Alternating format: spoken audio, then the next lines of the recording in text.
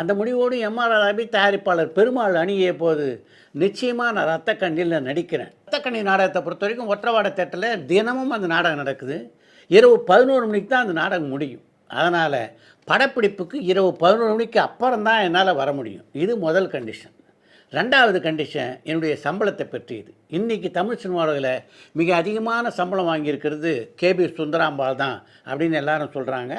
அந்த அம்மாளுக்கு என்ன சம்பளம் கொடுத்தாங்களோ அதை விட கூடுதலாக எனக்கு 25,000 ரூபா சம்பளம் தரணும். அப்படி நீங்கள் தர்றதான் தான் இந்த படத்தை நடிக்கிறேன். மூன்றாவது, இந்த படத்தினுடைய உச்சக்கட்ட காட்சி.